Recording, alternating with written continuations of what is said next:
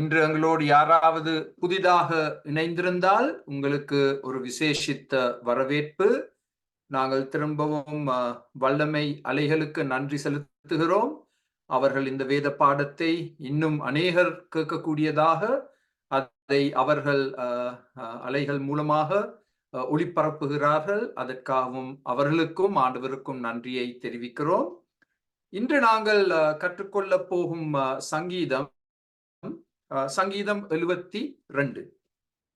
இதற்கு நாங்கள் ஒரு தலைப்பை கொடுக்க வேண்டும் என்றால், சொலமன் ராஜாவின் அரசாட்சி.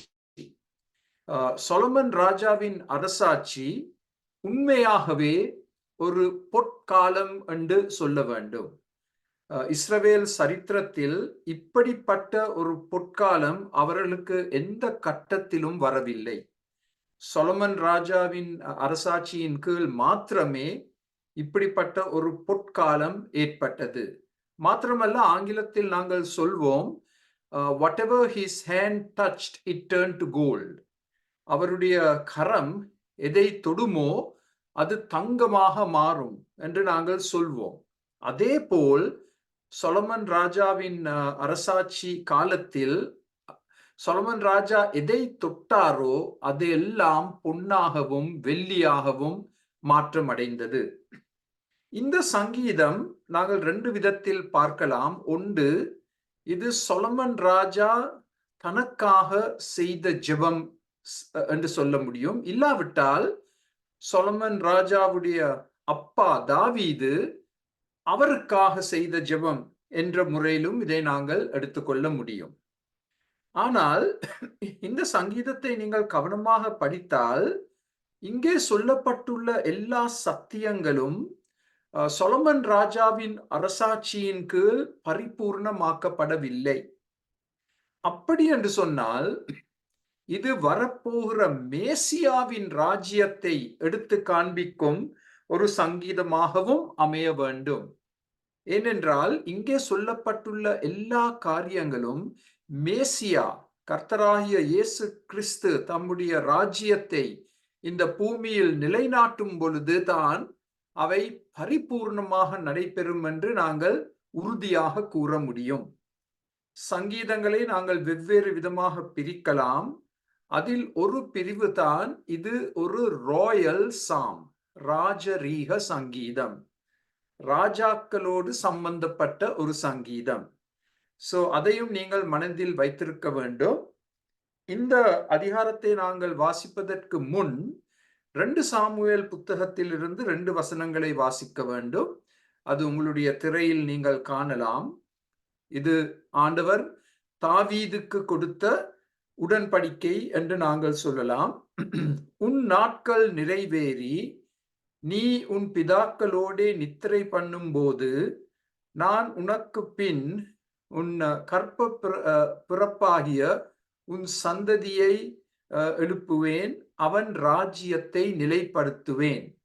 அவன் என் நாமத்திற்கென்று ஒரு ஆலயத்தை கட்டுவான், அவன் ராஜ்யத்தின் சிங்காசனம் என்றென்றைக்கும் நிலை பண்ணுவேன். திட்டவட்டமாக ஆண்டவர் தாவீதுக்கு ஒரு உடன்படிக்கையை கொடுத்தார், ஒரு பொருத்தனையை கொடுத்தார். தாவீதுக்கு பின் ஒரு சந்ததி எழுப்பப்படும். அந்த சந்ததி உடைய ராஜ்யம் எப்பொழுதும் நிலைப்படுத்தப்படும். அதன் முதல் ராஜா தான் சொலமன் ராஜா. அதனால் சொலமன் ராஜாவுடைய சிங்காசனம் என்றென்றைக்கும் நிலைக்க பண்ணுவார் என்று ஆண்டவர் வாக்கு கொடுக்கிறார் தாவீதுக்கு. This is a Davidic covenant. தாவீதுக்கு கொடுக்கப்பட்டுள்ள உடன்படிக்கை. இப்ப அடுத்த ஸ்லைடை நாங்கள் பார்த்தால், இந்த சங்கீதத்தை நாங்கள் இப்பொழுது பிரித்து படிக்க போகிறோம். நாங்கள் இப்பொழுது வாசித்த அந்த 2 வசனங்களும் தாவீதுக்கு கொடுக்கப்பட்ட உடன்படிக்கை வார்த்தைகள். முதலாவதாக நாங்கள் இந்த சங்கீதத்தை வைத்து சொல்லக்கூடிய காரியம் என்ன? சொலமன் ராஜாவின் காலத்தில் ஒரு நீதியின் அரசாட்சி காணப்படும். Riches kingdom, rule, rain. இதைத்தான் எல்லாரும் விரும்புகிறார்கள் தானே? எங்களுக்கு ஒரு நீதியுள்ள ஒரு அரசாங்கம் வேண்டும், ஒரு நீதி உள்ள ஒரு ராஜா வேண்டும், பிரதம மந்திரி வேண்டும், ஜனாதிபதி வேண்டும் என்று தான் மக்கள் விரும்புகிறார்கள். அதேபோல் சொலமன் காலத்தில் உண்மையாகவே ஒரு நீதியின் அரசாட்சி காணப்பட்டது. முதல் 4 வசனங்களை நீங்கள் பார்த்தால், அதை நாங்கள் திரையில் உங்களுக்காக போட்டிருக்கிறோம், அதை வாசிப்போம். தேவனே, இது ஒரு ஜெபம். தேவனே, ராஜாவுக்கு உம்முடைய நியாய தீர்ப்புகளையும் ராஜாவின் குமாரனுக்கு உம்முடைய நீதியையும் கொடுத்தருளும். இது எவ்வளவு பொருத்தமான ஒரு ஜெபம். இலங்கையில் இப்பொழுது எலெக்ஷன்ஸ் நடைபெற போகுது என்று சொல்லிக் கொண்டிருக்கிறார்கள். யார் அரசாட்சிக்கு வந்தாலும் இந்த முதலாம் வசனத்தை வைத்து நாங்கள் அவர்களுக்காக ஜெபிக்க முடியும். 2ஆம் வசனம், அவர் உம்முடைய ஜனங்களை நீதியோடும் உம்முடைய ஏழைகளை நியாயத்தோடும் விசாரிப்பார். இந்த நீதி, நியாயம் என்ற 2 வார்த்தைகள் இந்த அதிகாரத்தில் திரும்ப திரும்ப சொல்லப்பட்டுள்ளது. நீங்கள் உங்களுடைய சிவப்பு நிற பேனாவை எடுத்து அந்த 2 வார்த்தைகளை கோடிட்டுக் கொள்ளலாம். நீதி, நியாயம். அந்த 2ஐ தான் எந்த மக்களும் பெரிதளவிலும் விரும்புவார்கள். நீதி, நியாயம். 3ஆம் வசனத்தில், பர்வதங்கள் ஜனத்திற்கு சமாதானத்தை தரும், மேடுகள் நீதியின் விளைவோடிருக்கும். திரும்பவும் நீங்கள் பார்க்கலாம், அந்த நீதி என்ற வார்த்தை வருகிறது 3ஆம் வசனத்தில். அதோடு இன்னும் ஒரு பெரிய வார்த்தை வருகிறது 3ஆம் வசனத்தில், சமாதானம். ஒரு நாட்டிற்கு 3 காரியங்கள் அத்தியாவசியம். நீதி இருக்க வேண்டும், நியாயம் இருக்க வேண்டும், சமாதானம் இருக்க வேண்டும். அது சொலமன் ராஜா காலத்தில் நிச்சயமாக நாட்டில் இருந்தது. 4ஆம் வசனம், ஜனத்தில் சிறுமைப்படுகிறவர்களை அவர் நியாயமாய் விசாரித்து, திரும்பவும் பாருங்கள், நியாயம் என்ற வார்த்தை வருகிறது. முதல் 4 வசனங்களிலேயே நீதி, நியாயம் என்ற வார்த்தைகள் எவ்வளவு முறை வருகிறது என்பதை நீங்களே கவனித்துக் கொள்ள முடியும். ஏழையின் பிள்ளைகளை ரட்சித்து இடுக்கண் செய்கிறவனை நொறுக்குவார். இன்னொரு விதத்துல சொல்ல போனால், தீமைகள் இல்லாத ராஜ்யம், தீமை செய்பவர்களை நொறுக்குவார், இல்லாமல் ஆக்குவார். இது உண்மையா சொல்ல போனால் எங்களுக்கு ஒரு பெரிய கனவு. இது எங்களுடைய காலத்தில் பூர்த்தியாகும் என்று நாங்கள் சொல்லவே முடியாது. ஆனால் ஒரு பொற்காலம், சொலமன் ராஜாவின் அரசாட்சியின் காலத்தில் இது எல்லாம் காணப்பட்டது. ஆரம்ப காலத்தில் நீதி, நியாயம், சமாதானம், தீமை இல்லை, தீமை செய்பவர்கள் நொறுக்கப்படுவார்கள், இல்லாமல் ஆக்கப்படுவார்கள். இப்பொழுது இதை நாங்கள் இன்னும் கொஞ்சம் விபரித்து சொல்ல வேண்டும் என்று சொன்னால், அடுத்த ஸ்லைடை நீங்கள் பார்த்தால் அதில் நாங்கள் உங்களுக்கு சில வசனங்களை கொடுத்திருக்கிறோம். 2 சாமுவேல் 23:3, இஸ்ரவேலின் தேவனும் இஸ்ரவேலின் கண்மலையுமானவர் எனக்கு உரைத்தாவது, நீதிபராய் மனுஷரை ஆண்டு தெய்வ பயமாய் துரைத்தனம் பண்ணுகிறவன் இருப்பார். 2 காரியங்களை அவதானிக்க வேண்டும். ஒரு ராஜா என்ன செய்ய வேண்டும்? அவர் நீதிபராய் மனுஷரை ஆட்சி செய்ய வேண்டும். தெய்வ பயம் அவரிடத்திலும் காணப்பட வேண்டும், மக்கள் மத்தியிலும் காணப்பட வேண்டும். அப்ப இது எவ்வளவு திரும்பவும் எவ்வளவு ஒரு பொருத்தமான ஒரு வசனம். இந்த ராஜா நீதிபராய் மனுஷரை ஆட்சி செய்ய வேண்டும், தெய்வ பயத்தோடு அவர் அரசாட்சி செய்ய வேண்டும். உபாகமம் 17ஆம் அதிகாரத்தில் இவ்விதமாக வாசிக்கிறோம், உன் தேவனாகிய கர்த்தர் உனக்கு கொடுக்கும் தேசத்தில் போய் சேர்ந்து அதை சுதந்திரித்துக் கொண்டு அதில் குடியேறின பின், நீ என்னை சுற்றிலும் இருக்கிற சகல ஜாதிகளைப் போல நானும் எனக்கு ஒரு ராஜாவை ஏற்படுத்த வேண்டும் என்பாயானால், இஸ்ரவேல் மக்களும் மற்ற நாடுகளைப் போல் ஒரு ராஜாவை விரும்பினால், எங்கள் நாட்டையும் ஒரு ராஜா அரசாட்சி செய்ய வேண்டும் என்று விருப்பப்பட்டால் அதற்கு சில நிபந்தனைகள் கொடுக்கப்பட போகிறது. 15ஆம் வசனம், உன் தேவனாகிய கர்த்தர் தெரிந்து கொள்பவனையே உன் ராஜாவாக வைக்க கடவாய். அதாவது தேவன்தான் இந்த ராஜாவை தெரிந்தெடுக்க வேண்டும். எலெக்ஷன் மூலமாக அல்ல, வாக்குகள் போடுவதன் மூலமாக அல்ல. தேவன் தம்முடைய சித்தத்தை வெளிப்படுத்துவார். யார் இந்த மக்களை அரசாட்சி செய்ய வேண்டும் என்பதை தேவன் தெளிவாக காண்பிப்பார். அது முதலாவது. உன் சகோதரருக்குள் இருக்கிற ஒருவனையே உன்மேல் ராஜாவாக ஏற்படுத்த கடவாய். அதாவது ஒரு அந்நியன் ராஜாவாக பணிபுரிய முடியாது. அந்த நாட்டின் ஒரு குடிமகன் அவன்தான் ராஜாவாக பணிபுரிய வேண்டும். அது 2ஆம் நிபந்தனை. சகோதரன் அல்லாத அந்நியனை ராஜாவாக ஏற்படுத்த கூடாது. 2 நிபந்தனைகள், 4 நிபந்தனைகள் என்று சொல்லலாம். ஒன்று, நீதியோடு அரசாட்சி செய்ய வேண்டும். 2வது, தேவ பயத்தை நாட்டில் ஊக்குவிக்க வேண்டும். 3வது, தேவனால் தெரிந்தெடுக்கப்பட்ட ராஜாவாக காணப்பட வேண்டும்.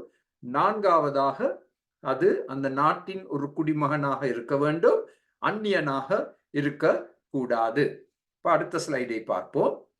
அடுத்த ஸ்லைடை தொடர்ச்சியாக வாசித்தால், அவன் அநேக குதிரைகளை சம்பாதியாமலும் அநேக குதிரைகளை தனக்கு சம்பாதிக்கும்படிக்கு ஜனங்களை திரும்ப எகிப்திற்கு போக பண்ணாமலும் இருக்க கடவன். சோ இது இன்னும் ஒரு நிபந்தனை, அநேக குதிரைகள் அவனுக்கு இருக்கக்கூடாது. அந்த காலத்தில் குதிரைகள் முக்கியமாக யுத்தத்திற்காக பாவிக்கப்பட்டது. சோ ஆண்டவரை நம்பி வாழ வேண்டும், ஆண்டவர் பாதுகாப்பை கொடுப்பார், மேலதிகமான குதிரைகள் அவசியம் இல்லை. இனி அந்த வழியாய் நீங்கள் திரும்ப போக வேண்டாம் என்று கர்த்தர் உங்களுக்கு சொல்லி இருக்கிறாரே. எகிப்தை விட்டு வெளியேறி சுதந்திர தேசத்திற்கு வந்து விட்டீர்கள், திரும்பவும் எகிப்துக்கு செல்ல வேண்டாம். அவன் இருதயம் பின்வாங்கி போகாதபடி அவன் அநேகம் ஸ்திரீகளை படைக்க வேண்டாம், வெள்ளியும் பொன்னும் தனக்கு மிகுதியாய் பெருக பண்ணவும் வேண்டாம். பாருங்கள் எவ்வளவு நிபந்தனைகளை ஆண்டவர் போடுகிறார். அநேக ஸ்திரீகளை தனக்கு சொந்தமாக்கி கொள்ள கூடாது. வெள்ளியும் பொன்னையும் மேலதிகமாக பெருக பண்ணக்கூடாது. இவற்றை எல்லாம் சொலமன் ராஜா உடைத்தார். ஆனால் இதுதான் ஆண்டவர் கொடுத்த சட்டங்கள் ஒரு ராஜாவை நியமிப்பதற்கு. 18ஆம் வசனம், அவன் தன் சிங்காசனத்தின் மேல் வீற்றிருக்கும் போது அவனுடைய இருதயம் அவன் சகோதரர் பேரில் மேட்டிமை கொள்ளாமலும் கற்பனையை விட்டு வலது புறமும் இடது புறமும் சாயாமலும். அதாவது இன்னும் ஒரு நிபந்தனை, அவனிடத்தில் பெருமை காணப்படக்கூடாது, அவன் தன் சகோதரரை குறைவாக நினைக்கக்கூடாது, இழிவாக நினைக்கக்கூடாது. கற்பனைகள் என்று சொன்னால் நாங்கள் இன்று பாவிக்கும் வார்த்தை தேவ வசனம். அவன் தேவ வசனத்தை கை கொள்ள வேண்டும். அந்த தேவ வசனத்திலிருந்து அவன் விலகி தன்னுடைய சொந்த இஷ்டப்படி அவன் செய்ய முடியாது. எல்லாம் இங்கிலீஷ்ல நாங்க சொல்வோம் ஸ்ட்ரிஞ்சன்ட் கண்டிஷன்ஸ். இந்த நிபந்தனைகளை பூர்த்தி செய்தால் ஒரு மிக அருமையான ராஜா நாட்டிற்கு வருவார். அடுத்த ஸ்லைட், அதில் நாங்கள் தொடர்ச்சியாக வாசிக்க போகிறோம். அடுத்த ஸ்லைடில் இந்த நியாய பிரமாணத்தின் எல்லா வார்த்தைகளையும், அந்த எல்லா என்ற வார்த்தையை கோடிட்டுக் கொள்ளுங்கள் சிவப்பில், இந்த கட்டளைகளையும் கை கொண்டு இவைகளின்படி செய்வதற்காக தன் தேவனாகிய கர்த்தருக்கு பயந்திருக்கும்படி கற்றுக்கொள்ளும் பொருட்டு. முழு வேதத்தையும் இந்த ராஜா நேசிக்க வேண்டும், முழு வேதத்தையும் இந்த ராஜா அறிந்திருக்க வேண்டும், இந்த முழு வேதத்தின்படி ராஜா கீழ்ப்படிந்து நடக்க வேண்டும். ராஜாவின் கையில் எப்பொழுதும் ஒரு வேத புத்தகம் இருக்க வேண்டும். அந்த வேத புத்தகம் வாசிக்கப்பட வேண்டும் ஒழுங்காக. அந்த வேத புத்தகத்தில் சொல்லி இருக்கும் காரியங்கள், சட்டங்கள், சத்தியங்கள் கைக்கொள்ளப்பட வேண்டும். இந்த ராஜா தேவ பயத்தோடு நடக்க வேண்டும். அவன் லேவியராகிய ஆசாரியரிடத்தில் இருக்கிற நியாயப்பிரமாண நூலை பார்த்து தனக்காக ஒரு பிரதியை எழுதி தன்னிடத்தில் வைத்துக்கொண்டு தன் ஜீவனுள்ள நாளெல்லாம் அதை வாசிக்க கடவன். இதை இன்று கடைபிடித்தால் எங்கள் எல்லா நாடுகளுக்கும் எவ்வளவு பெரிய ஆசீர்வாதம் வரும். அநேக நாடுகளில் ஒரு அரசனுக்கோ பிரதம மந்திரிக்கோ ஒரு பைபிள் கொடுக்கப்படும். ஆனால் அவர் அந்த பைபிளை வாசிக்கிறாரோ என்பது இன்னும் ஒரு காரியம். அப்ப இந்த சொலமன் ராஜா ஆசாரியரிடத்திலிருந்து இந்த நியாயப்பிரமாண நூலை எடுத்து, மோசேயின் முதல் 5 புத்தகங்கள், அதை அவர் தனக்காக ஒரு காப்பியாக எழுதி அதில் சொல்லப்பட்டுள்ள சத்தியங்கள் படி அவர் நடக்க வேண்டும். இப்படி செய்வதினால் தானும் தன் குமாரரும் இஸ்ரவேலின் நடுவே தங்கள் ராஜ்யத்திலே நீடித்து வாழுவார்கள். அதாவது ஒரு நீண்ட ஆயுள் காலத்தை ஆண்டவர் கொடுப்பார். இவ்விதமாக இந்த ராஜா செயல்பட்டார். அப்ப ஒரு கேள்வி வந்து, இப்படிப்பட்ட ஒரு ராஜாவை நாங்கள் எங்கே கண்டுபிடிக்க முடியும்? இப்படிப்பட்ட ஒரு ராஜாவை நாங்கள் எங்கே கண்டுபிடிக்க முடியும்? முடியாத காரியம், இயலாத காரியம். இப்ப அடுத்த ஸ்லைட். தேவனின் நீதி நியாயம், தேவனின் சித்தத்தின்படி நீதி சரி கட்டுதல். தேவ வசனத்தின் முக்கியத்துவம் அதுதான். தேவனின் நீதி நியாயம் எங்கே சொல்லப்பட்டுள்ளது? வேத புத்தகத்தில். தேவ சித்தத்தை எங்கே கற்றுக்கொள்ள முடியும்? தேவ புத்தகத்தில். தேவ சித்தத்தின்படி நீதியை சரி கட்டுகிற ஒரு ராஜாவாக காணப்பட வேண்டும். இஸ்ரவேலரே, நீங்கள் பிழைத்திருக்கும்படிக்கும் உங்கள் பிதாக்களின் தேவனாகிய கர்த்தர் உங்களுக்கு கொடுக்கிற தேசத்தில் நீங்கள் பிரவேசித்து அதை சுதந்திரித்துக் கொள்ளும்படிக்கும் நீங்கள் கைக்கொள்வதற்காக உங்களுக்கு போதிக்கிற கட்டளைகளையும் நியாயங்களையும் கேளுங்கள். இஸ்ரவேல் மக்கள் சுதந்திர தேசத்திற்குள் பிரவேசிக்கும் பொழுது அவர்களுக்கு இந்த கட்டளைகள் போதிக்கப்பட்டது. தேவனுடைய நியாயங்கள் போதிக்கப்பட்டது. நான் உங்களுக்கு கற்பிக்கும் உங்கள் தேவனாகிய கர்த்தர் கட்டளைகளை நீங்கள் கைக்கொள்ளும்படி நான் உங்களுக்கு கற்பிக்கிற வசனத்தோடே நீங்கள் ஒன்றும் கூட்டவும் வேண்டாம், அதில் ஒன்றும் குறைக்கவும் வேண்டாம். இது மோசே அந்த ஆரம்ப காலத்து மக்களுக்கு கொடுத்த வார்த்தைகள். எல்லாம் தேவ வசனத்தை மையமாக வைத்து சொல்லப்பட்டுள்ள சத்தியங்கள். அந்த தேவ வசனத்தை அவர்கள் கற்றுக்கொள்ள வேண்டும். அந்த தேவ வசனத்திலிருந்து அவர்கள் விலகி செல்லக்கூடாது. அந்த தேவ வசனத்திற்கு அவர்கள் மேலதிகமாக எதையும் கூட்டக்கூடாது. அந்த வசனத்திலிருந்து எதையும் அவர்கள் கழிக்க கூடாது. மிக தெளிவான எச்சரிக்கை வார்த்தைகள் மோசேயினால் கொடுக்கப்பட்டது. இப்ப அடுத்த ஸ்லைடை பார்ப்போம்.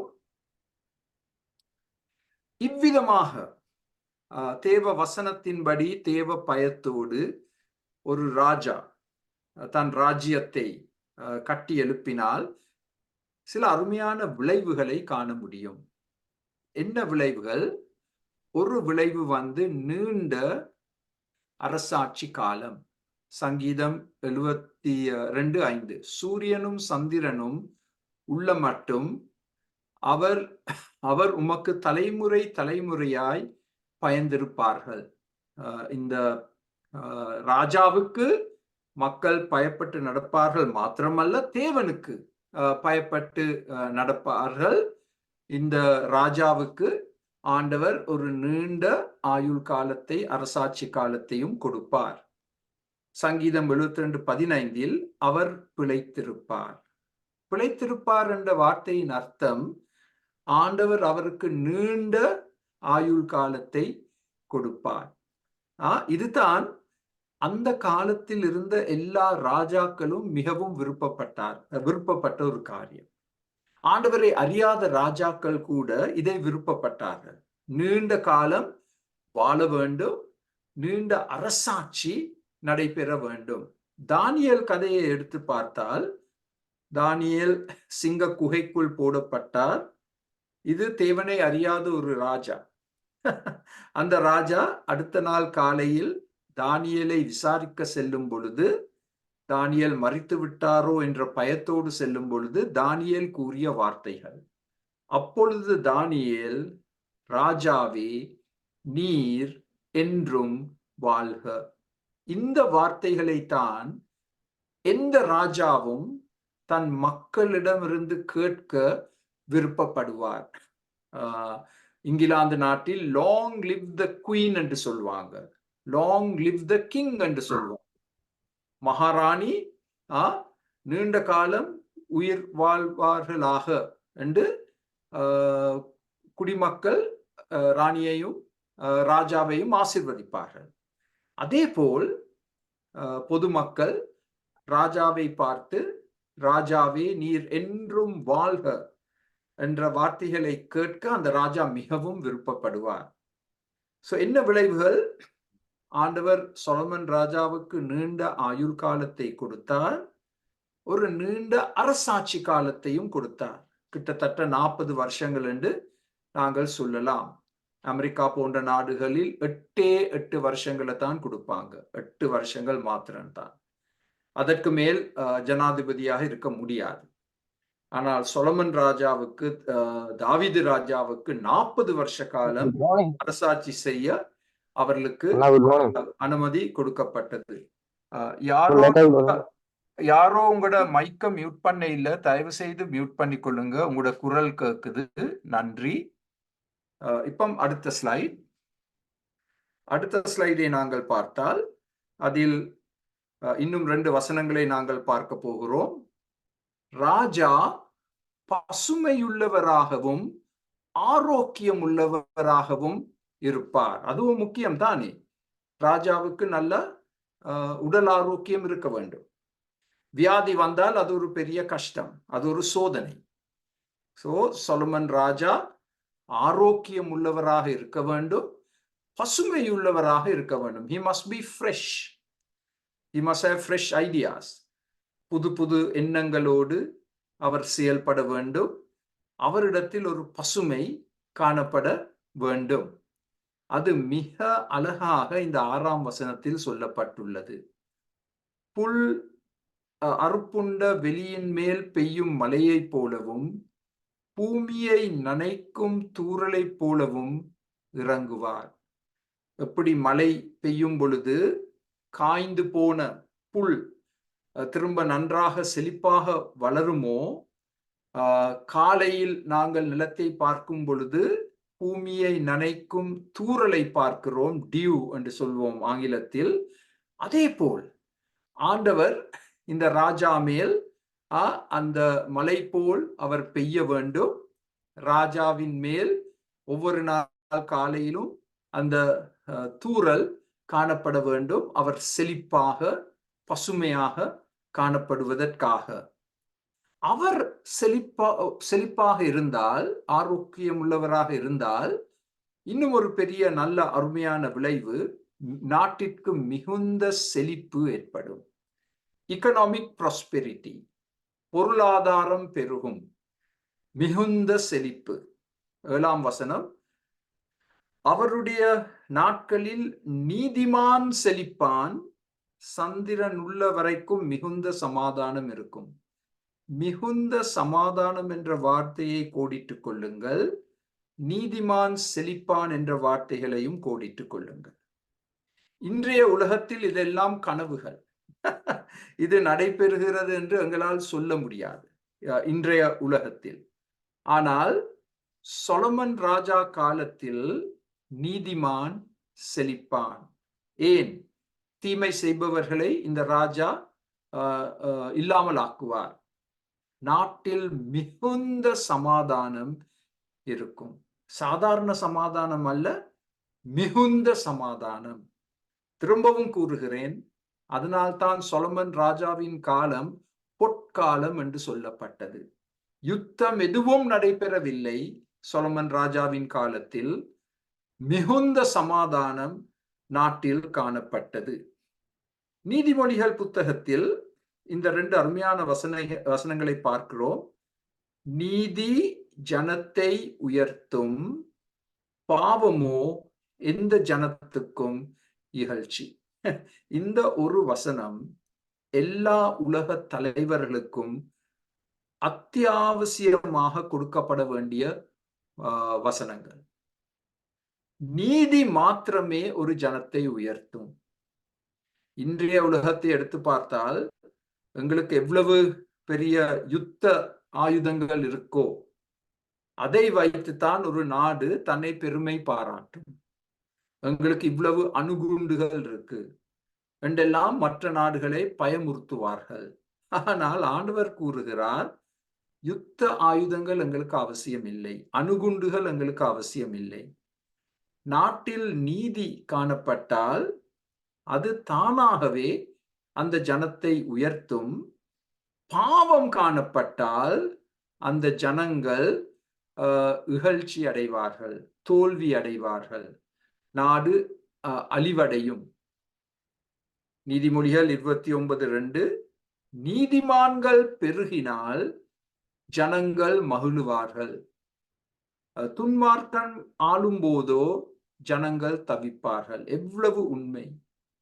நாங்கள் எல்லாரும் ஜெபிக்க வேண்டும். இலங்கை, இந்தியா நாடுகளில் நீதிமான்கள் அதிகரிக்க வேண்டும். கிறிஸ்தவர்கள் என்று சொல்வதை பார்க்கிலும் நீதிமான்கள் அதிகரிக்க வேண்டும் என்பதை தான் நாங்கள் விரும்ப வேண்டும். அதற்காக நாங்கள் முயற்சிகள் எடுக்க வேண்டும். நீதிமான்கள் பெருகினால் நாட்டில் பெரிய சந்தோஷம் ஏற்படும். ஆனால் துன்மார்க்கர் சிங்காசனத்தில் இருந்தால் அந்த நாட்டில் இருக்கும் மக்கள் மிகவும் கஷ்டப்படுவார்கள், துன்பப்படுவார்கள். எல்லா ராஜாக்களுக்கும் நிச்சயமாக அனுப்பப்பட வேண்டிய 2 வசனங்கள். நீதிமொழிகள் 14:34, நீதிமொழிகள் 29:2. இப்ப அடுத்த ஸ்லைடை பார்ப்போம். அடுத்த ஸ்லைடில் சொலமன் ராஜாவின் ராஜ்யத்தின் விரிவு, இதை நாங்கள் வெவ்வேறு விதமாக பிரித்து பார்க்க போகிறோம். தண்ணீர் அளவீடின் படி, மெஷர்மெண்ட் ஆஃப் வாட்டர், தண்ணீரை வைத்து சொலமன் ராஜாவின் ராஜ்யத்தின் விரிவை நாங்கள் எப்படி கண்டுகொள்ள முடியும்? சமுத்திரம் தொடங்கி மறு சமுத்திரம் வரைக்கும், நதி தொடங்கி பூமியின் எல்லைகள் வரைக்கும் அரசாளுவார். இது தேவனால் சொலமன் ராஜாவுக்கு கொடுக்கப்பட்ட ஒரு வாக்கு என்று தான் நாங்கள் ஏற்றுக்கொள்ள வேண்டும். From sea to sea, ஒரு சமுத்திரத்தில் இருந்து இன்னும் ஒரு சமுத்திரம் வரைக்கும் மாத்திரமல்ல, நதி தொடங்கி பூமியின் எல்லா எல்லை வரைக்கும் இந்த சொலமன் ராஜா அரசாட்சி செய்வார். பொற்காலம், பொற்காலம். இதை மிக தெளிவாக கற்றுக்கொள்ள வேண்டும் என்றால் 1 ராஜாக்கள் 4:21, நதி தொடங்கி பெலிஸ்தர் தேச வழியாய் எகிப்தின் எல்லை மட்டும் இருக்கிற சகல ராஜ்யங்களையும் சொலமன் ஆண்டு கொண்டிருந்தான். அவர்கள் சொலமனுக்கு காணிக்கைகளை கொண்டு வந்து அவன் உயிரோடு இருந்த நாள் எல்லாம் அவனை சேவித்தார்கள். அப்ப யூத மக்கள், எபிரேய மக்கள் மாத்திரமல்ல, இந்த எகிப்து தேசத்தில் இருக்கும் மக்கள் கூட சொலமன் ராஜாவை ஏற்றுக்கொண்டு அவருக்கு காணிக்கைகளை கொடுத்து அவனுக்காக அவனை சேவித்தார்கள். 2 நாளாகத்தில் இவ்விதமாக வாசிக்கிறோம். நதி துவங்கி பெலிஸ்தரின் தேசம் மட்டுக்கும் எகிப்தின் எல்லை வரைக்கும் இருக்கிற சகல ராஜாக்களையும் அவன் ஆண்டான். அப்போ ஒரு காலத்தில் இன்று யுத்தம் எல்லாம் நடைபெறும் இடங்களில் சொலமன் ராஜா அரசாட்சி செய்தார். சொலமன் ராஜா அரசாட்சி செய்தார். இன்று பெரிய விவாதங்கள் ஏற்படுகிறது இந்த காசா யுத்தத்தை வைத்து. இது எங்களுக்கு சொந்தம் என்று ஒரு கூட்டத்தார் சொல்லுகிறார்கள். ஆனால் இப்படிப்பட்ட வசனங்களை வைத்து நாங்கள் என்ன சொல்லலாம்? ஒரு காலத்தில் அந்த பிரதேசங்கள் எல்லாம் சொலமன் ராஜாவின் அரசாட்சியின் கீழ் இருந்தது. மிகுந்த சமாதானம் இருந்தது, மிகுந்த சந்தோஷம் இருந்தது, பெரிய செழிப்பு காணப்பட்டது. பொற்காலம், முழு உலகத்திற்கும் அது ஒரு பொற்காலம் என்று கூட நாங்கள் சொல்ல முடியும். இது தண்ணீர் அளவீடின்படி சொலமன் ராஜாவின் ராஜ்யத்தின் விரிவு. இப்பொழுது அடுத்த ஸ்லைடில் நாங்கள் எதை பார்க்க போகிறோம்? நிலவியல் அளவீடு, ஜியோகிராபிக்கல் மெஷர்மெண்ட். 9ஆம் வசனத்தில், வனாந்திரத்தார் அவருக்கு முன்பாக குனிந்து வணங்குவார்கள், அவருடைய சத்துருக்கள் மண்ணை நக்குவார்கள். வனாந்திரத்தார், வனாந்திரத்தில் வாழும் மக்கள், அவர்கள் சொலமன் ராஜாவுக்கு பெரிய மரியாதை காண்பிப்பார்கள், அவரை வணங்குவார்கள். இப்ப 10ஆம் வசனத்தை பார்த்தால், தர்ஷீஸின் ராஜாக்களும் தீவுகளின் ராஜாக்களும் காணிக்கைகளை கொண்டு வருவார்கள், ஷேபாவிலும் சேபாவிலும் உள்ள ராஜாக்கள் வெகு மானங்களை கொண்டு வருவார்கள். இவற்றை எல்லாம் நாங்கள் இன்றைய மொழியில் சொல்ல போனால் பாலைவனங்கள், எங்கெங்கே மத்திய தரை கடல் நாடுகளில் பாலைவனங்கள் காணப்படுகிறதோ அவற்றையெல்லாம் சொலமன் ராஜா அரசாட்சி செய்தார். தர்ஷீஸ் என்று சொல்லுவது இன்றைய ஸ்பெயின் நாடு, ஸ்பெயின். தூரத்து தீவுகள் என்று சொன்னால் அந்த காலத்தில் பூமியை எல்லைப்படுத்திய தீவுகள். ஷேபா என்று சொன்னால் இன்றைய யெமென் நாடு, சேபா என்று சொன்னால் இன்றைய சுடான் நாடு. இந்த பட்டியலை பாருங்கள். எல்லா பாலைவனங்கள், ஸ்பெயின் நாடு, தூரத்து தீவுகள், யெமென் நாடு, சுடான் நாடு, இந்த நாடுகள் எல்லாம் சொலமன் ராஜாவின் செல்வாக்கின் கீழ் இயங்கிக் கொண்டிருந்த நாடுகள். இந்த நாட்டில் உள்ள ராஜாக்கள் என்ன செய்தார்கள்? சொலமன் ராஜாவுக்கு காணிக்கைகளை கொண்டு வந்தார்கள். காணிக்கைகளை, ட்ரிபியூட் என்று சொல்வோம் ஆங்கிலத்தில். சொலமன் ராஜா தான் உண்மையான ராஜா, அவர் நல்ல ராஜா, அவரை நாங்கள் மதிப்போம், அவரை நாங்கள் வணங்குவோம், அவருக்கு நாங்கள் காணிக்கைகளை கொடுப்போம், அவர் எங்களுக்கு பாதுகாப்பாக இருப்பார் என்ற முறையில் அவர்கள் எல்லாம் சொலமன் ராஜாவின் கீழ் இயங்கிக் கொண்டிருந்த நாடுகள், தீவுகள், பாலைவனங்கள். ஒரு பக்கத்தில் தண்ணீர் அளவீடின்படி எடுத்து பார்த்தால், நிலவியல் அளவீட்டின்படி எடுத்து பார்த்தால், சொலமனுடைய ராஜ்யம் ஒரு மிக விசாலமான, விரிவடைந்திருக்கும் ஒரு ராஜ்யமாக காணப்பட்டது. இஸ்ரவேல் மக்களுடைய பொற்காலம். அப்படிப்பட்ட ஒரு காலம் சொலமன் ராஜாவுக்கு பிறகு வரவில்லை. இன்று கூட அப்படிப்பட்ட ஒரு ராஜ்யம் இஸ்ரவேல் மக்களுக்கு இல்லை. மிகவும் ஒரு ஒதுக்கப்பட்ட நிலைமையில் தான் இன்று காணப்படுகிறார்கள். ஓகே, இப்பொழுது அடுத்த ஸ்லைடை பார்க்க போகிறோம். மக்கள், மொழிகள். 11ஆம் வசனத்தில் நாங்கள் வாசிக்கிறோம், சகல ராஜாக்களும் அவரை பணிந்து கொள்வார்கள், சகல ஜாதிகளும் அவரை சேவிப்பார்கள். அப்போ வெவ்வேறு விதமான மக்கள், வெவ்வேறு விதமான மொழிகளை பேசும் மக்கள் எல்லாம் சொலமன் ராஜாவை மதிப்பு கொடுப்பார்கள், அவரை பணிந்து கொள்வார்கள், அவருக்காக ஊழியம் செய்வார்கள். நம்ப முடியாது, இது வேதத்தில் இருக்கும் சத்தியங்கள், இது நம்ப முடியாத காரியங்கள். எதிரிகள் எல்லாம் அடக்கப்படுவார்கள்.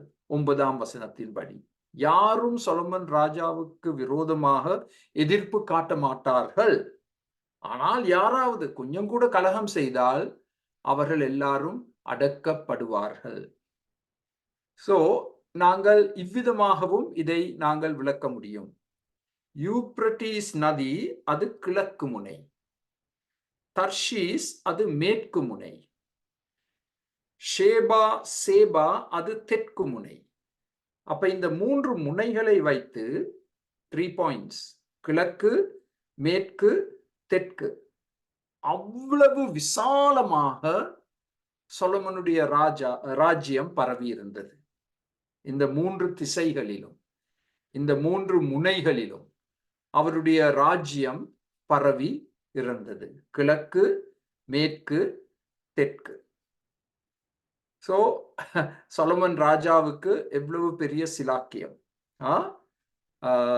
அவன் ஆரம்பத்தில் மிக திறமையாக செயல்பட்டான்.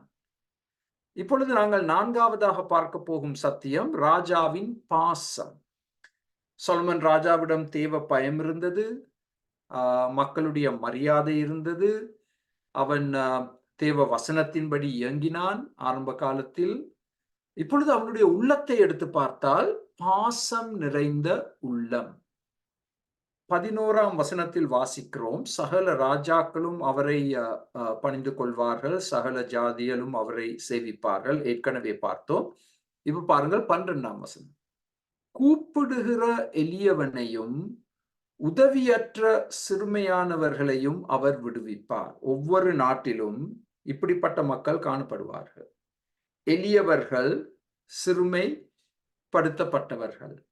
இப்படிப்பட்ட மக்கள் இந்த ராஜாவை நோக்கி விண்ணப்பம் செய்யும் பொழுது சொலமன் ராஜா என்ன செய்ய போகிறார்? அவர்களை விடுவிப்பார். ஏன்? அவருடைய உள்ளம் அப்படிப்பட்ட பாசம் நிறைந்த ஒரு உள்ளமாக காணப்பட்டபடியால். அடுத்த ஸ்லைடை பார்த்தால் 13ஆம் 14ஆம் வசனங்களில் இந்த பட்டியல் இன்னும் அதிகரிக்க போகுது. பலவீனனுக்கும் எளியவனுக்கும் அவர் இறங்கி எளியவர்களின் ஆத்துமாக்களை ரட்சிப்பார். அவர்கள் ஆத்துமாக்களை வஞ்சகத்திற்கும் கொடுமைக்கும் தப்புவிப்பார். இப்ப இந்த வாக்கியத்தை தயவு செய்து சிவப்பு நிறத்தினால் கோடிட்டுக் கொள்ளுங்கள். அவர்களுடைய இரத்தம் அவருடைய பார்வைக்கு அருமையாயிருக்கும். இன்று நாங்கள் என்ன சொல்றோம்? Life is cheap. காசா போன்ற இடங்களை எடுத்து பாருங்கள், யுக்ரைன் போன்ற இடங்களை எடுத்து பாருங்கள், சுடான் போன்ற இடங்களை எடுத்து பாருங்கள். எவ்வளவாக மக்கள் கொல்லப்படுறாங்க, அப்பாவி மக்கள் கொல்லப்படுகிறாங்க. லைஃப் இஸ் சீப் என்று சொல்வோம். ஒரு ஜீவனுக்கு பெருமதி இல்லை. ஆனா சொலமன் மக்கள் அப்படி பார்க்க இல்லை. ஒவ்வொரு ஆத்துமா, அவர்களுடைய இரத்தம் சொலமனுடைய பார்வைக்கு அருமையாய் இருந்தது. இது சொலமனை குறித்து நாங்கள் சொல்லக்கூடிய ஒரு மிக பெரிய காரியம். அவரை பாராட்ட வேண்டும். அவருடைய முழு கவனமும் ஒதுக்கப்பட்ட மக்கள் மேல்தான் இருந்தது. ஆங்கிலத்தில் சொல்வோம் vulnerable and the marginalized. The vulnerable and the marginalized. அப்படிப்பட்ட மக்கள் மேல்தான் சொலமன் மிக பெரிய இரக்கம், பாசத்தை காண்பித்தார். இப்ப இதை நாங்கள் புல்லட் உருவில் போட போனால், ஏழைகள், கதறுகின்ற வறியவர்களுக்கு உதவி செய்வான். அந்த மாடர்ன் டிரான்ஸ்லேஷன்ல அப்படித்தான் சொல்லப்பட்டிருக்கு. கதறுகின்ற வறியவர்கள், அவங்களுக்கு பணம் இல்லை, உணவு இல்லை, அவர்கள் கதறும் பொழுது இந்த ராஜா உடனே அந்த கதறலுக்கு செவி கொடுத்து உதவி செய்ய முன் வருவார். துன்பப்பட்டோருக்கு விடுதலை கொடுப்பார். துன்பப்பட்டோருக்கு, பலவீனரை பிளப்படுத்துவார். என்னுடைய அபிப்பிராயத்தின்படி பலவீனர் என்று சொன்னால் முதிர் வயதில் இருப்பவர்கள் பலவீனர். என்னை போன்றவர்கள், தாத்தா வயது அடைந்தவர்கள் பலவீனர். அவர்களை அவர் பிளப்படுத்துவார். வறியோரை மரணத்திலிருந்து காப்பார். ஏன் அவங்களுக்கு மரணம் வரும்? உணவில்லாதபடியால் அவர்களுக்கு உணவு கொடுப்பார். ஒடுக்குதல் வன் செயல்களிலிருந்து அவர்களை காப்பாற்றுவார். எல்லா மனிதர்களுடைய இரத்தம் அவர் பார்வையில் அருமையாய் இருக்கும். ஏன்? எல்லா மனிதர்களும் தேவ சாயலில் படைக்கப்பட்டிருக்கிறபடியால் எல்லா மனிதர்களுக்கும் கனம், கௌரவம், மதிப்பை சொலமன் கொடுத்தார். இவற்றையெல்லாம் வாசிக்கும் பொழுது நாங்கள் அதிர்ச்சி அடைய வேண்டும். நாங்கள் சொலமன் என்று சொன்னால் பொதுவாக அவருடைய ஞானத்தை தான் பெருமைப்படுத்துகிறோம். கண்டிப்பாக அவருக்கு ஞானம் கொடுக்கப்பட்டது. ஞானத்தை கேட்டார், ஞானத்தை ஆண்டவர் கொடுத்தார். ஆனால் சொலமன் இப்படிப்பட்ட உள்ளம் படைத்தவர் என்பதை குறித்து நான் முதல் முறையாக அறிந்து கொண்டது இந்த 72ஆம் சங்கீதத்தை நான் ஆழமாக படிக்க ஆரம்பிக்கும் பொழுதுதான். எங்களில் எனக்கு செவி கொடுக்கும் அநேகர் ஊழியக்காரராகிய எங்களுக்கு இப்படிப்பட்ட ஒரு உள்ளம் இருக்க வேண்டும். ஏழைகள், கதறுகின்ற வறியவர்கள், துன்பப்படுகிறவர்கள், பலவீனர், ஒடுக்கப்பட்டவர்கள், இப்படிப்பட்டவர்களுக்கு நாங்கள் எங்கள் ஊழியத்தில் ஒரு பெரிய இடத்தை கொடுக்க வேண்டும். எல்லா மனிதர்களுடைய ஜீவனும் விலையேற பெற்றது என்ற முறையில் நாங்கள் அவர்களை கவனிக்க வேண்டும். நாங்கள் செல்வந்தர்களுக்கு எங்களுடைய கவனத்தை செலுத்தாமல் அவர்களையும் கவனிக்க வேண்டும். ஆனால் அவர்களிடம் பணம் இருக்கிறபடியால் நாங்கள் அவர்களுக்கு மாத்திரம் எங்களுடைய கவனத்தை கொடுத்து மற்றவர்களை ஒதுக்கி வைப்பது ஒரு தவறான காரியம். சொலமன் ராஜாவிடமிருந்து இதை நாங்கள் கற்றுக்கொள்ள முடியும். மிகவும் பாசமுள்ள, இரக்கமுள்ள ஒரு இருதயம், அதோடு ஞானம் உள்ளவன். இது ராஜ்யத்திற்கு எவ்வளவு அவசியம். ஆனால் இப்பொழுது நாங்கள் பார்க்க போகும் காரியம் இந்த ராஜாவுடைய ஒரு மிக துக்கமான ஒரு காரியம். காலம் போக போக அவர் என்ன செய்தார்? தன்னுடைய கட்டிட திட்டங்களுக்கு மேலதிக வரியை சேகரிக்க ஆரம்பித்தார். Heavy taxation. இப்ப கனடா, அமெரிக்கா போன்ற நாடுகளில் வரி என்று சொன்னாலே நாங்கள் எல்லாம் கொஞ்சம் அதிர்ச்சி அடைவோம். எல்லாத்துக்கும் வரி போடுகிறார்கள். வரி போட போட அது எங்களுடைய சுமையை அதிகரிக்க செய்கிறது. இந்தியா, இலங்கை போன்றவர்களுக்கு இது இன்னும் ஒரு பெரிய விதத்தில் ஒரு தாக்கமாக வந்திருக்காது என்று நான் நினைக்கிறேன். நான் பிள்ளையாக இருக்கலாம், நீங்கள் என்னை திருத்தலாம். ஆனால் நிச்சயமாக வட அமெரிக்காவில் இந்த வரி ஒரு பெரிய காரியம். யாராவது ஒரு பிரதமர், ஒரு அரசாட்சியில் இருக்கும் ஒருவர் வரியை நாங்கள் கூட்ட போகிறோம் என்று சொன்னால் அவருடைய செல்வாக்கு குறைய ஆரம்பிக்கும். சொலமன் ராஜா என்ன செய்தார்? தன்னுடைய கட்டிட திட்டங்களுக்கு மேலதிக வரியை அவர் மக்களிடமிருந்து கேட்க ஆரம்பித்தார். அதுதான் அவருடைய வீழ்ச்சியின் ஆரம்ப கட்டம் என்று நாங்கள் சொல்லலாம். ஏன் இந்த மேலதிக கட்டிடங்கள் அவசியம் இல்லை.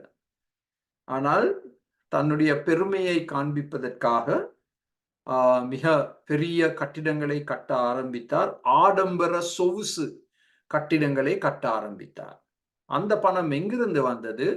மக்களிடமிருந்து வந்தது. முதலாம் ராஜாக்கள் 12 இவ்விதமாக வாசிக்கிறோம். உம்முடைய தகப்பன் பாரமான நுகத்தை எங்கள் மேல் வைத்தார். அது சொலமன் ராஜாவை குறிக்கின்றது. இது சொலமனுடைய ராஜாவின் மகனை குறித்து சொல்லப்படும் வார்த்தைகள். இப்போதும் நீர் உம்முடைய தகப்பன் சுமத்தின கடின வேலையையும் அவர் எங்கள் மேல் பாரமான நுகத்தையும் இலக்குவாக்கும், அப்பொழுது உம்மை சேவிப்போம் என்றார்கள். சொலமனுடைய ராஜ்யத்துக்கு பிறகு வந்தவர் ரெகொபோயாம். அப்ப அந்த ராஜா விடம் மக்கள் சொன்ன காரியம், உங்களோட அப்பா சொலமன் ராஜா பாரமான நுகத்தை எங்கள் மேல் வைத்தார், கடின வேலையை எங்களுக்கு கொடுத்தார், தன்னுடைய கனவுகளை பூர்த்தி செய்வதற்காக.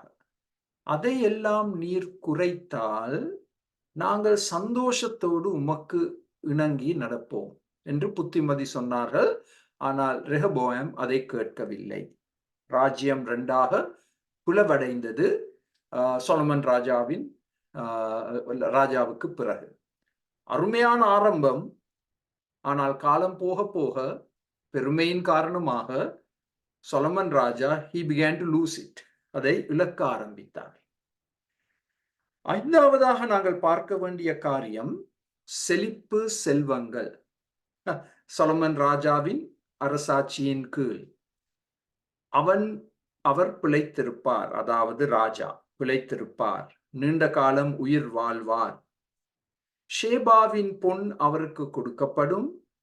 அவர் நிமித்தம் இடைவிடாமல் ஜெபம் பண்ண எந்நாளும் ஸ்தோத்தரிக்கப்படுவார். அந்த முதல் பகுதியை அவதானித்துக் கொள்ளுங்கள். ஷேபாவின் பொன் அவருக்கு கொடுக்கப்படும். 16ஆம் வசனத்தில் பூமியிலே மலைகளின் உச்சிகளில் ஒரு பிடி தானியம் விதைக்கப்பட்டிருக்கும். அதன் விளைவு லெபனோனை போல் அசையும். பூமியின் புல்லை போல் நகரத்தார் செழித்தோங்குவார்கள்.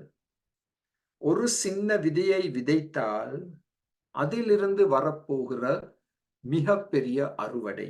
அதுதான் 16ஆம் வசனம். ஒரு விதையிலிருந்து வரப்போகிற மிக பெரிய அறுவடை, எல்லாரையும் ஆச்சரியப்படுத்த போகிற செழிப்பு.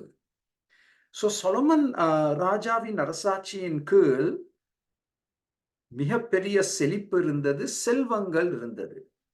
தங்கம், வெள்ளி மிக பெரிதளவில் சொலமனுக்கு கொடுக்கப்பட்டது.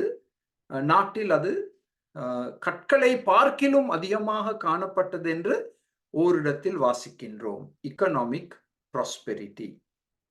இப்ப அடுத்த ஸ்லைடை பார்த்தால்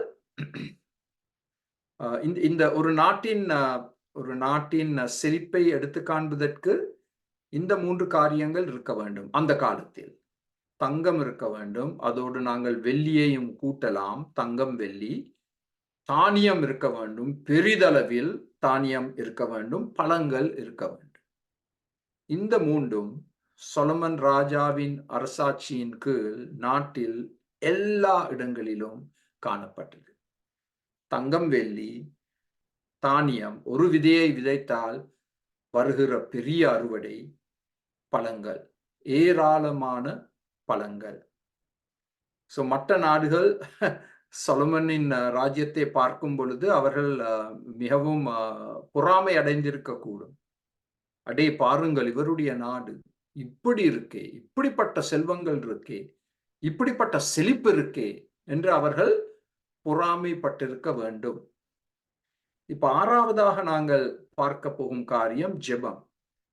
அவர் நிமித்தம் இடைவிடாமல் ஜெபம் பண்ணப்படும். இதுதான் அருமையானவர்களே ஒரு மிகப்பெரிய ரகசியம். எந்த ஒரு நாட்டிலும் ஒரு ராஜாவுக்காக, ஜனாதிபதிக்காக இடைவிடாமல் ஜெபங்கள் ஏறெடுக்கப்பட வேண்டும். அதையும் தயவு செய்து சிவப்பு நிற பேனாவினால் குறித்துக் கொள்ளுங்கள். அவர் நிமித்தம், சொலமன் ராஜாவின் நிமித்தம் இடைவிடாமல் மக்களால் ஜெபங்கள் ஏறெடுக்கப்படும். இப்ப பொதுவாக என்ன நடக்கும்? ஒரு ராஜாவை பார்த்து நாங்கள் குறை சொல்லுவோம், நாங்கள் குற்றம் கண்டுபிடிப்போம். அது மிக சுலபம் செய்வதற்கு. எந்த நாட்டிலும் அது நடக்கும். ஒரு ராஜாவை குறித்தோ ஒரு ஜனாதிபதியை குறித்தோ நாங்கள் குறை சொல்லுகிறோம், குற்றம் கண்டுபிடிக்கிறோம். ஆனால் நான் கேட்கும் கேள்வி, இந்த கேள்வியை நான் எனக்குள்ளே கேட்டுக்கொள்கிறேன். அந்த ஜனாதிபதிக்காக, அந்த பிரதம மந்திரிக்காக நான் இடைவிடாமல் ஜெபம் பண்ணுகிறேனா? நான் உண்மையா சொல்ல வேண்டும், நான் இடைவிடாமல் ஜெபிப்பதில்லை. நான் நினைக்கிறேன் எனக்கு செவி கொடுக்கும் அநேகர் அதே பதில தான் நீங்க கொடுக்க போறீங்க. இடைவிடாமல் நாங்கள் ஜெபிக்கிறது இல்லை. அதனால்தான் எங்களுடைய நாடுகளில் இப்படிப்பட்ட கஷ்டங்கள், துன்பங்கள், பெரிய பெரிய இழப்புகள், நாங்கள் ராஜாவுக்காக, அரசாங்கத்திற்காக இடைவிடாமல் ஜெபம் பண்ணுவதில்லை. சொலமன் ராஜா சிலாக்கியம் பெற்றான். மக்கள் தனக்காக ஓயாமல் இடைவிடாமல் ஜெபித்தார்கள். ஜெபிக்கும் மக்கள் எங்கே இருக்கிறார்களோ, நீதிமான்கள் எங்கே இருக்கிறார்களோ, அந்த நாட்டிற்கு ஆவிக்குரிய செழிப்பு ஏற்படும். இப்போ 7வதாக இன்னும் ஒரு காரியத்தை நாங்கள் கவனிக்கலாம். இந்த 15ஆம் வசனத்தில், எந்நாளும் ஸ்தோத்தரிக்கப்படுவார், நாள்தோறும் ஸ்தோத்தரிக்கப்படுவார் சொலமன் ராஜா. பாராட்டுக்கள், நன்றி செலுத்துதல். அதையும் நாங்கள் செய்ய தவறக்கூடாது. எல்லா அரசியல்வாதிகள் மத்தியிலும் ஏதாவது ஒரு நல்ல காரியம் காணப்படும். அந்த நல்ல காரியத்துக்காக நாங்கள் நன்றி செலுத்த வேண்டும், அவரை நாங்கள் பாராட்ட வேண்டும். 17ஆம் வசனத்தில், அவருடைய பெயர் நிலைத்திருக்கும், அதை யாராலும் அழிக்க முடியாது, ஒழிக்க முடியாது. எல்லா இனங்களும் ராஜாவினால் ஆசீர்வதிக்கப்படுவார்கள். அது எவ்வளவு பெரிய காரியம்! ராஜா தன்னுடைய சொந்த மக்களை மாத்திரம் அல்ல, எல்லா இனங்களையும், யெமென் நாட்டு மக்கள், சுடான் நாட்டு மக்கள், எகிப்து நாட்டு மக்கள், வனாந்திரத்தில் வாழும் மக்கள், இவர்களை எல்லாம் சொலமன் ராஜா ஆசீர்வதித்தார். ஒரு ராஜா கண்டிப்பாக தன் மக்களை ஆசீர்வதிக்க வேண்டும், சபிக்க கூடாது. அவர் மக்களை ஆசீர்வதிக்க வேண்டும். அடுத்த ஸ்லைட்.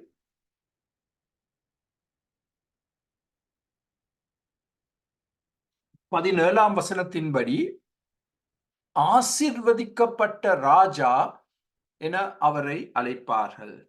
ஆசீர்வதிக்கப்பட்ட ராஜா. What a blessed king. சொலமனின் இப்ப இந்த 7 காரியங்களும் நல்ல காரியங்கள், சொலமன் ராஜாவின் ராஜ்யத்தை குறித்து. இப்பொழுது நாங்கள் சிவப்பில் போட்டிருக்கிறோம் சொலமனின் பரிதாபமான முடிவு. வழி தவறி போனான். 3 காரியங்களினால், 3 முக்கிய காரியங்களினால் வழி தவறி போனான். முதலாவது ஏற்கனவே பார்த்து விட்டோம், கடுமையான வரிகளை சுமத்தினார். மக்களை கஷ்டப்படுத்தினார். அது முதலாம் காரியம். அவருடைய வீழ்ச்சிக்கு முதலாம் காரியம் அது. 2வது, அதை பார்க்கிலும் ஒரு பயங்கரமான காரியம், இச்சைகளை கட்டுப்படுத்த முடியவில்லை. சொலமன் ராஜாவுக்கு 700 மனைவிகள், 300 கன்னியாஸ்திரிகள், மொத்தமாக 1000. இச்சைகளை கட்டுப்படுத்த முடியவில்லை. இந்த 700 மனைவிகளும் ஆண்டவரை அறியாத மனைவிகள். என்ன செய்தாங்க? அவங்க சொலமன் ராஜாவை ஜீவனுள்ள தேவனை வணங்குவதிலிருந்து தங்களுடைய போலி தெய்வங்களை வணங்க அவன் மேல் செல்வாக்கு செலுத்த ஆரம்பித்தார்கள். 3ஆம் காரியம், சொலமன் ராஜா விக்கிர ஆராதனை செய்ய ஆரம்பித்தார். இந்த போலி தெய்வங்களை கொண்டு வந்து, சிலைகளை கொண்டு வந்து, அவற்றை நாட்டின் வெவ்வேறு இடங்களில் வைத்து, அவர் அதற்கு முன்பாக வணங்கினார். மக்களும் அந்தபடியே, ராஜா செய்கிறபடியே இந்த போலி தெய்வங்களை வணங்க ஆரம்பித்தார்கள். ஒரு ராஜா எப்படி பிரயாணம் எடுக்கிறாரோ அதே விதமாகத்தான் மக்கள் பிரயாணம் எடுக்க போகிறார்கள். அவருடைய வீழ்ச்சிக்கு 3 பிரதான காரியங்கள் இந்த காரியங்கள். சொலமன் ராஜா தன் வாழ்க்கையின் முடிவில் எழுதிய புத்தகம்தான் பிரசங்கி புத்தகம். பிரசங்கி புத்தகத்தை நீங்கள் படித்தால் ஒரு மிகவும் தன் விசுவாசத்தை இழந்த ஒருவரை போல் சொலமன் எழுதுகிறார். சத்தியத்தை தேடிக்கொண்டிருக்கிறார், உண்மையான தேவனை தேடிக்கொண்டிருக்கிறார். அந்த புத்தகத்தில் ஏற்கனவே ஆண்டவரை அறிந்திருந்து வழி தவறி போய் ஆண்டவருடைய பிரசன்னத்தை இழந்து ஆசீர்வாதத்தை இழந்து அவர் இப்பொழுது ஒரு திக்கு தெரியாத காட்டில் பிரயாணம் செய்கிற விதத்தில் அந்த புத்தகத்தை எழுதியிருக்கிறார். அதை உங்களுக்கு நேரம் வரும் பொழுது நீங்கள் வாசித்து பார்த்தால் அது உங்களுக்கே விளங்கும். சோ உங்களுக்கு என்ன பாடம் வரப்போகிறது இதிலிருந்து? நல்ல ஆரம்பம் நல்ல முடிவை எப்பொழுதும் கொண்டு வராது. அதுதான் என்னுடைய உள்ளத்தில் இருக்கிற மிக பெரிய பயம். இப்ப நான் வாழ்க்கையின் கடைசி கட்டத்துக்குள் வந்து விட்டேன். நான் நல்லா என் வாழ்க்கையை முடிக்க வேண்டும். I must finish strong. அது ஒரு பெரிய பயம் எனக்கு. நல்ல ஆரம்பம் நல்ல முடிவை எப்பொழுதும் கொண்டு வராது. இந்த கடந்த 10 நாட்களில் அமெரிக்காவில் ஊழியம் செய்த 2 பிரபல ஊழியக்காரர் வீழ்ச்சி அடைந்தார்கள். இருவருக்கும் பெரிய சபைகள் இருந்தது. ஒவ்வொரு சபையிலும் கிட்டத்தட்ட 10,000 அங்கத்தவர்கள். 10,000. பெரிய பணம், பெரிய செல்வாக்கு. உலகம் எங்கும் அவர்களுடைய பெயர்கள், பிரசித்தி பெற்ற பெயர்கள். இருவரும் அன்றைய காலத்தில் இருந்த ட்ரம்ப் ஜனாதிபதிக்கு தங்கள் சபைகளில் இடம் கொடுத்து அவருக்கு வரவேற்பு கொடுத்து அவர்கள் பின்பற்றினார்கள். ஆனால் இந்த கடந்த 10 நாட்களில் மிக துயரமான காரியங்களை நாங்கள் கேட்டோம். டிவி மூலமாக 2 பேரும் ரிசைன் பண்ணாங்க தங்கள் சபைகளிலிருந்து. இப்பொழுது அந்த சபைகள் மிக பெரிய துக்கத்தில் இருக்கின்றது. அந்த சபைகள் தொடர்ச்சியாக நடைபெறுமோ என்று கூட ஒரு பெரிய கேள்விக்குறி. சோ இந்த சொலமன் ராஜாவை பற்றி படிக்கும் பொழுது நடந்த சம்பவங்கள். சோ நீங்கள் உங்களுடைய தனிப்பட்ட ஜெபங்களில் அந்த 2 ஊழியக்காரருக்காக ஜெபிங்க. அவருடைய பெயர்களை நான் கொடுக்க மாட்டேன். ஆனால் ஆண்டவருக்கு தெரியும். வீழ்ச்சி அடைந்த அந்த 2 ஊழியக்காரருக்காக, அவர்களுடைய குடும்பங்களுக்காக, அவர்களுடைய சபைகளுக்காக நீங்கள் ஜெபிங்க. ஆண்டவர் இரக்கம் காண்பித்து ஏதோ ஒரு இதன் மூலமாக ஒரு நல்ல காரியத்தை கொண்டு வர வேண்டும் என்று நாங்கள் ஜெபிக்க வேண்டும். நல்ல ஆரம்பம் நல்ல முடிவை எப்பொழுதும் கொண்டு வராது. சோ நான் ஆரம்பத்தில் உங்களுக்கு கூறினேன், இந்த சங்கீதம் 72 சொல்லப்பட்டுள்ள எல்லா காரியங்களும் சொலமன் ராஜாவுக்கு பொருந்தாது. ஆனால் அவையெல்லாம் இன்னும் ஒரு ராஜாவுக்கு பொருந்தும். அந்த ராஜா யார்? அவர்தான் கர்த்தராகிய இயேசு கிறிஸ்து. சோ இப்பொழுது நாங்கள் கடைசியாக பார்க்க போகிறோம். அடுத்த ஸ்லைடை பார்த்தால், ஒரே ஒரு உத்தம நித்திய ராஜா. அவர் யார்? கர்த்தராகிய இயேசு கிறிஸ்து. நீங்கள் இந்த அதிகாரத்தை வைத்து கர்த்தராகிய இயேசு கிறிஸ்துவை குறித்து ஒரு நல்ல பிரசங்கத்தை கொடுக்க முடியும்.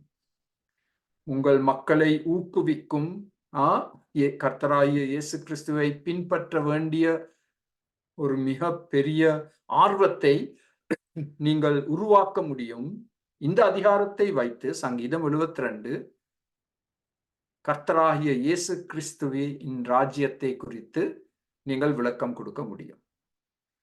18ஆம் வசனத்தின்படி அவர் அதிசயங்களை செய்கிறவர். சொலமன் ராஜாவினால் அதிசயங்கள் எதையும் செய்ய முடியவில்லை. கர்த்தராகிய இயேசு கிறிஸ்து ஒருவரே அதிசயங்களை செய்கிற தேவன். 19ஆம் வசனத்தின்படி மகிமை பொருந்திய நாமம். நீங்க நம்ப மாட்டீங்க, நான் ஒரு முறை ஒரு வீட்டுக்கு போயிருக்கும் பொழுது அந்த வீட்டில் ஒரு நாய் இருந்தது. அந்த நாய்க்கு கொடுக்கப்பட்டிருந்த பெயர் சொலமன். எவ்வளவு துக்கமான காரியம். ஒரு நாய்க்கு சொலமன் என்ற பெயரை கொடுத்திருந்தாங்க அந்த குடும்பத்தினர். கர்த்தராகிய இயேசு கிறிஸ்து ஒருவருக்கே மகிமை பொருந்திய நாமம். மத்தேயு 12:42 இவ்விதமாக வாசிக்கின்றோம். தென் தேசத்து ராஜஸ்திரீ பூமியின் எல்லைகளை கடந்து சொலோமோனுடைய ஞானத்தை கேட்க வந்திருந்தார். இப்ப ஆண்டவர் சொல்றார், இதோ சொலோமோனிலும் பெரியவர் இங்கு இருக்கிறார். உங்கள் மத்தியில், உங்கள் நடுவில் சொலோமன் ராஜாவை பார்க்கிலும் பெரியவர் இருக்கிறார். அவர் தான் கர்த்தராகிய இயேசு கிறிஸ்து. 2ஆம் வசனத்தின்படி இந்த கர்த்தராகிய இயேசு கிறிஸ்து நீதியோடும் நியாயத்தோடும் விசாரிப்பார். அதில் எந்த சந்தேகமும் இல்லை. நீதியுள்ள ஆட்சி, அந்த ராஜ்யத்தில் நியாயம் காணப்படும். அவர் கர்த்தராகிய இயேசு கிறிஸ்து ராஜா இந்த 3 காரியங்களையும் கண்டிப்பாக செய்வார். அவர் ரட்சிப்பார், அவர் விடுவிப்பார், அவர் தப்புவிப்பார். இந்த வார்த்தைகள் எல்லாம் இந்த வசனங்களில் சொல்லப்பட்டுள்ளது. நாங்க பிராக்கெட்ல வசனங்களை போட்டிருக்கிறோம். அந்த வசனங்களில் இந்த செயல்கள் சொல்லப்பட்டுள்ளது. அவர் ரட்சிப்பார், அவர் விடுவிப்பார், அவர் தப்புவிப்பார். 4ஆம் வசனத்தின்படி அவர் சத்துருக்களை நொறுக்குவார். பிசாசின் தலையை சிலுவையில் நொறுக்கினார் கர்த்தராகிய இயேசு கிறிஸ்து. எந்த சத்துருவும் அவருக்கு விரோதமாக செயல்பட முடியாது. அந்த சத்துருக்களை அவர் நொறுக்குவார். 5ஆம் வசனத்தின்படி அவர் தேவ பயத்தை உருவாக்குவார்.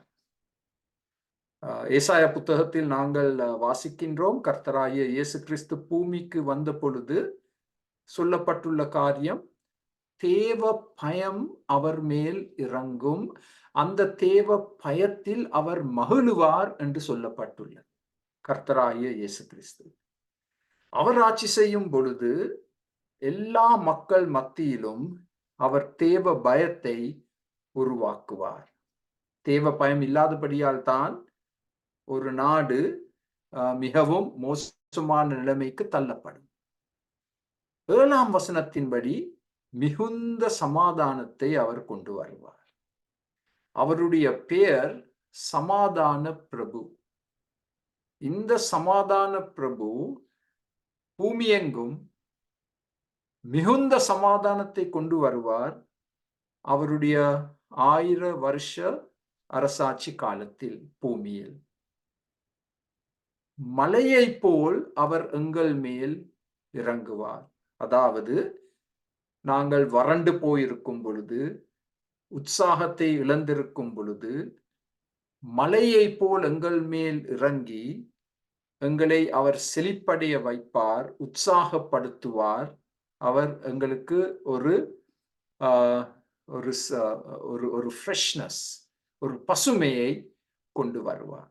நாங்கள் எல்லாரும் மிக எளிதில் சோர்வடைகிறோம், உலர்ந்து போகிறோம், உற்சாகத்தை இழந்து போகிறோம். அவர் மலையை போல் எங்கள் மேல் இறங்கி எங்களை செழிப்படைய வைப்பார். அதை தனிப்பட்ட முறையிலும் இப்பொழுது நீங்கள் ஜெபித்து கேட்க முடியும். இப்பொழுது ஜெபித்து கேட்க முடியும். அடுத்த ஸ்லைட், இறுதி ஸ்லைட். முழு உலகத்தையும் அவர் ஆட்சி செய்ய போகிறார். சொலமன் ராஜாவின் ராஜ்யத்தில் எல்லைகள் இருந்தது. இந்த வசனத்தை பாருங்கள், வெளிப்படுத்தல் 11:15. 7ஆம் தூதன் எக்காலம் ஊதினான், அப்பொழுது உலகத்தின் ராஜ்யங்கள் நம்முடைய கர்த்தருக்கும் அவருடைய கிறிஸ்துவுக்கும் ராஜ்யங்கள் ஆயின. அந்த மகா உபத்திரவு காலத்தில் தேவன் தம்முடைய நியாய தீர்ப்புகளை உலகத்தின் மேல் அனுப்பும் பொழுது நடைபெறப்போகும் ஒரு விளைவு என்ன? உலகத்தின் ராஜ்யங்கள் நம்முடைய கர்த்தருக்கும் அவருடைய கிறிஸ்துவுக்கும் ராஜ்யங்கள் ஆயின. அவர் சதா காலங்களிலும் ராஜ்யபாரம் பண்ணுவார் என்று என்னும் கெம்பீர சத்தங்கள் வானத்தில் உண்டாயின. 11ஆம் வசனத்தின்படி சங்கீதம் 72, சகல ராஜாக்களும் ஒரு நாள் இயேசுவை பணிந்து கொள்வார்கள். அது பிலிப்பியர் 2 சொல்லப்பட்டுள்ளது. சகல ஜாதிகளும் இயேசுவை சேவிப்பார்கள். 11ஆம் வசனத்தின் இறுதி பகுதி. 15ஆம் வசனத்தின் முதல் பகுதியில் அவர் எப்பொழுதும் உயிரோடு இருப்பார். இயேசு கிறிஸ்து ஒருவரே மரணத்தை ஜெயித்து உயிர்த்தெழுந்தவர். வேறு யாரும் மரணத்திலிருந்து உயிர்த்தெழவில்லை ஆண்டவருடைய வல்லமை இல்லாமல். எங்கள் ஆண்டவர், எங்கள் இரட்சகர் மரணத்தை ஜெயித்து உயிர்த்தெழுந்தார். 17ஆம் வசனத்தின்படி அவர் நாமம் நித்திய நித்தியமாக நிலைத்திருக்கும். ராஜாக்கள் வாராங்க போறாங்க, அவங்களுடைய பெயர்களை கூட நாங்க மறந்து விடுகிறோம். சரித்திர புத்தகங்களில் மாத்திரம் அவர்களுடைய பெயர்கள் குறிப்பிடப்பட்டிருக்கும். மனிதனுடைய மனதில் அந்த பெயர்கள் நிரந்தரமாக தங்கியிருக்காது. ஆனால் கர்த்தராகிய இயேசு கிறிஸ்துவின் நாமம் மாத்திரமே நித்திய நித்தியமாக நிலைத்திருக்கும். 17ஆம் வசனத்தின்படி அவர் எல்லோரையும் ஆசீர்வதிப்பார். யூத மக்களை மாத்திரமல்ல, அவர் படைத்த எல்லா மக்களையும் அவர் ஆசீர்வதிக்க காத்திருக்கிறார். ஆனால் எல்லா மக்களும் அவரிடத்தில் வந்து அவரை தங்கள் ஒரே இரட்சகராக ஆண்டவராக ஏற்றுக்கொண்டால் அவர்களுக்கு பாவ மன்னிப்பு கொடுக்கப்படும், நித்திய ஜீவன் கொடுக்கப்படும், பரம சந்தோஷம் கொடுக்கப்படும், பரம சமாதானம் கொடுக்கப்படும். உடனடியாக அவர் எல்லோரையும் ஆசீர்வதிப்பார். மிக அருமையாக சங்கீதம் 72 சொலொமன் ராஜாவை தாண்டி எங்கள் கர்த்தராகிய இயேசு கிறிஸ்துவை குறித்து மிக அழகாக தெளிவாக எடுத்து கூறும் ஒரு சங்கீதம். அருமையானவர்களே, நீங்கள் உங்களுடைய தியானத்திற்காக கர்த்தரை நீங்கள் இன்னும் அதிகமாக துதிக்க வேண்டும் என்றால் இந்த சங்கீதத்தை வைத்து நாங்கள் உங்களுக்கு இந்த புல்லட் உருவில் போட்ட வார்த்தைகளின்படி கர்த்தராகிய இயேசு கிறிஸ்துவை நீங்கள் ஆராதிக்க முடியும், அவருக்கு நீங்கள் சேவிக்க முடியும். நான் ஜெபிக்க போகிறேன். அதற்கு பிறகு நீங்கள் உங்கள் கருத்துக்களை தெரிவிக்கலாம். அதற்கு முன் இன்னும் சில மணித்தியாலங்களில் நாங்கள் மார்க் 11ஆம் அதிகாரத்தை திரும்ப படிக்க போகிறோம். இந்தியா இலங்கை நேரப்படி திங்கள் 6:30 மணி பின்னேரம், கனடா நேரப்படி திங்கட்கிழமை காலையில் 9 மணி. ஜெபத்தின் 4 சட்டங்களை படிக்க போகிறோம். அதில் ஒரு மிக முக்கியமான சட்டம் மற்றவர்களை மன்னிப்பது. மற்றவர்களை எப்படி நாங்கள் மன்னிக்கலாம், அதை குறித்து நான் உங்களுக்கு 14 குறிப்புகளை கொடுக்க போகிறேன். 14 குறிப்புகள். மற்றவர்களை நான் எப்படி மன்னிக்க முடியும். The very practical, as practical as it gets. உங்களால் அதில் கலந்து கொள்ள முடியும் என்றால் உங்களுக்கு ஒரு பவர் பாயிண்டை காண்பிக்க போகிறோம். நீங்கள் எங்களோடு கலந்து கொண்டு, பாட்டுக்கள் எதுவும் இருக்காது, உடனடியாக நாங்கள் வேதத்தை படிக்க ஆரம்பிப்போம். 1 மணித்தியாலத்தில் எல்லாத்தையும் முடிக்க எத்தனிக்கிறோம். மார்க்ஸ் விசேஷ புத்தகத்திலிருந்து 4 ஜெப சட்டங்கள். அதில் ஒரு சட்டம், நாங்கள் மற்றவர்களை மன்னிக்க வேண்டும். அதில் கலந்து கொள்ள முயற்சி எடுங்கள். அதன் லிங்கை நாங்கள் அனுப்பி வைக்கிறோம். இந்த லிங்க் எல்லாம் ஒரே லிங்க் தான். ஞாயிற்றுக்கிழமை இரவு லிங்க் ஒரே லிங்க் தான், அது மாறாது. இந்தியா இலங்கை காலை 5:30 மணி லிங்க் ஒரே லிங்க், பின்னேரம் 6:30 மணிக்கு கொடுக்கப்படும் லிங்க் ஒரே லிங்க். அது வாரமாக மாறாது, ஒரே லிங்க் தான். உங்களுக்கு வராட்டி ஆரம்பத்தில் அனுப்பப்பட்ட லிங்கை நீங்கள் பாவிக்கலாம். இப்பொழுது நான் ஜெபித்து அதற்கு பிறகு நீங்கள் உங்களுடைய கருத்துக்களை தெரிவிக்க முடியும். இந்த அருமையான 72ஆம் சங்கீதத்துக்காக நன்றி செலுத்துகிறோம். ஆண்டவரே, நான் அதை படிக்கும் பொழுது எவ்வளவோ காரியங்களை நான் கற்றுக்கொண்டேன். அதற்காக உமக்கு நன்றி செலுத்துகிறேன். முக்கியமாக கர்த்தராகிய இயேசு கிறிஸ்துவை, அவருடைய ராஜ்யத்தை மிக விபரமாக நமக்கு எடுத்து காண்பிக்கும் ஒரு சங்கீதம். இந்த சங்கீதத்தை வைத்து நாங்கள் எங்கள் ஆண்டவரை இன்னும் உற்சாகத்தோடு அவரை ஆராதிக்க, அவருக்காக ஊழியம் செய்ய நீர் எங்களை ஆண்டவரை ஊக்குவிக்க வேண்டும் என்று நாங்கள் ஜெபிக்கிறோம். இன்று எங்களோடு கலந்து கொண்ட ஒவ்வொரு குடும்பத்தையும் கண்ணோக்கி பாரும், ஆசீர்வதியும், பலப்படுத்தும். இயேசுவின் வல்லமையான நாமத்தில் ஜெபம் கேளும் பிதாவே, ஆமென்.